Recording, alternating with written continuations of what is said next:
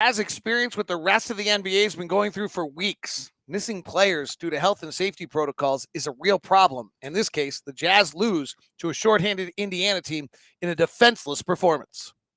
This is POSTCAST. David Locke along with Ron Boone for you after the Utah Jazz fall to the Indiana Pacers tonight, 125 to 113. Domantas Sabonis, 42 points, 6 rebounds, 3 assists on 18 of 22 shooting. And Lance Stevenson, out of the NBA 4 games ago, 16 points, 6 rebounds, 14 assists, 4 steals on 7 of 12 shooting. And the Indiana Pacers finished the night with an offensive rating tonight, a middle-of-the-range offensive team with an offensive rating tonight of 129. This is the 19th ranked offensive team in the – nope, check that. This is the 13th ranked offensive team in the NBA playing without their 2 leading shot takers, Karis LeVert, and without Malcolm Brogdon, and yet the Jazz cannot get enough stops to really have any resistance tonight, Ron. In a not great lot. They're missing enough guys that even without Rudy Gobert, we probably should have won this game.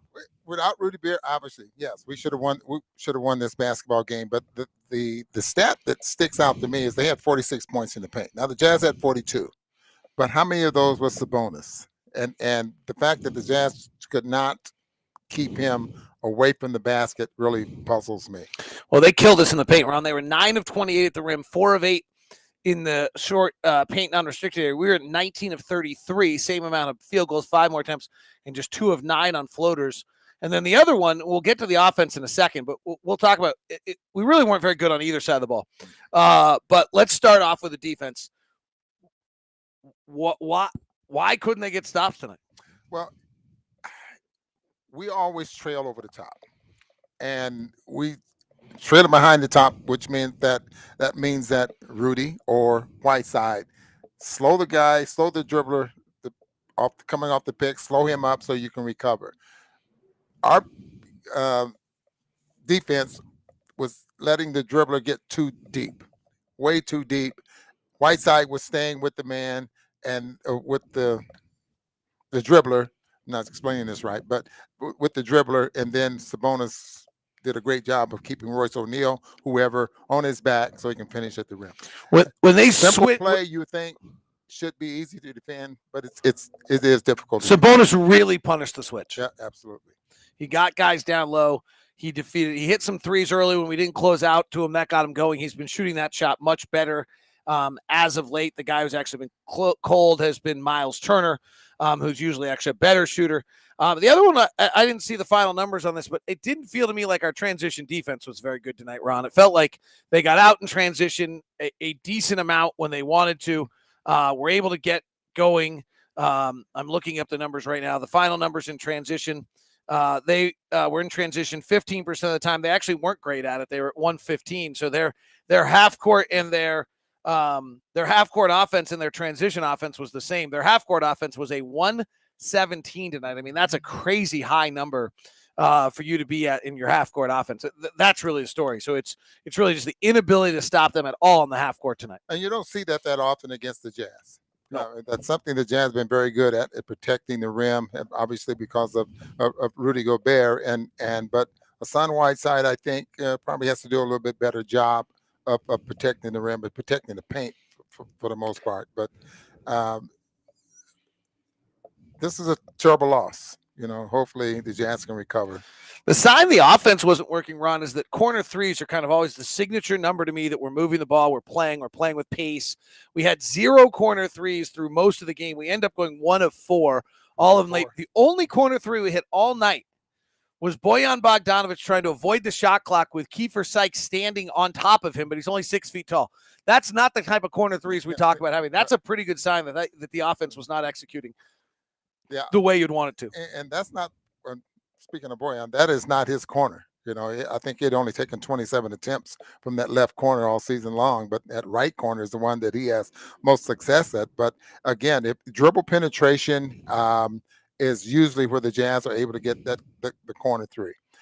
Transition offense is usually where the Jazz get the corner three. We didn't see a lot of that tonight. Honestly, David, I didn't think the ball movement was very good tonight there as well. No, I thought it stuck a lot. They played we got very one-on-one. Jordan got very isolation-based. one-on-one for a period of time. A lot of guys did. When they started switching, we didn't play move the basketball. When they were switching, we ended up playing kind of got sticky again. That's always been our bugaboo when teams do that to us. Yeah, especially when they slow the Jazz down, and the Jazz are not when the opponents are shooting a pretty good percentage, then they put the Jazz in a half court, and they just never get into their as Quinn wants to call it, that blender type mode, to where you're breaking the defense down and making a couple of passes, 2 or 3 passes to get one shot. You don't see that much of that. The thing that's a bummer for me, Ron, is the Pacers are actually an interesting team because they're 13-25, but they are a positive differential. So they're really a 500 team. They just have lost games because they're 1-11 in games side by 4 or less. They're 4-18 in clutch games, and yet we never got it. We never got it close. This game was not close. This was never within 5 points in the final 5 minutes. Well, and then when you thought you had something going, all of a sudden they put the fire out with a couple of threes and a couple of two-way players, a two-way player and a guy that wasn't not in the league ended up just beating you. I mean, those are the players that it wasn't necessarily Turner. Holiday had a pretty good fourth quarter, but it was the two-way players and Dwayne Washington and Lance Stevenson who actually beat you tonight. All right, let's run through some of the comments on the line. The Whiteside experiment has come to its inevitable demise. Over 20 games now, the Jazz have the worst defensive rating in the NBA with him on the floor. He didn't even try to compete tonight. Hayden's bringing it strong. Who was that? Hayden Van DeMat. He took him down to the mat. Wow. That is brutal. All right. As long as the Jazz have Rudy and Donovan, we'll be okay. Without them, we're the Orlando Magic. Yeah, without our 2 best players, you take the 2 best players off most teams, and you're not very good. What is Lance taking nowadays? Dude turned back the clock a few years. He's not that old, though, is he? I mean, he just hasn't been in the league a few years. Yeah. I hope our guys are willing to take a long, hard look at themselves, their effort levels while Rudy's gone. I'm sure Danny Ainge is. Our fans are bringing it tonight. I don't know if they're bringing it well. It's not a good loss. We are without, like, our best player, and this is kind of what's happening to teams right now. Daniel says, I didn't mean to star that, but Daniel says, Pacers are trash, but the Jazz were horrible tonight. I don't actually think the Pacers are trash.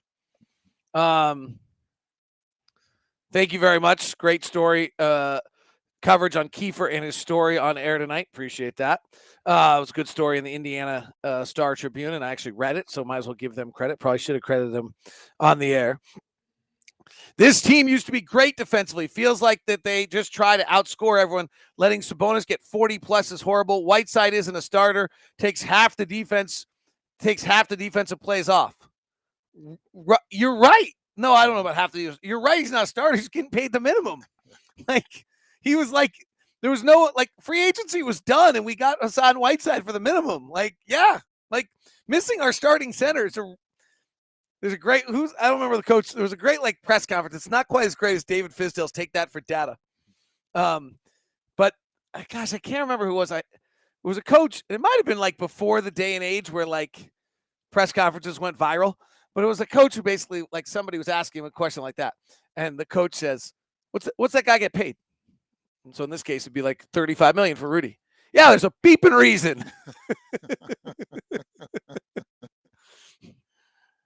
Well, all right. Detroit's next. Yeah. All right. We lose to Detroit without Rudy. And then you can start telling us that without Rudy, we'd be the Orlando Magic. All right. Have a good night. We've been taking exhaust in all day here because of power. Yeah. See ya.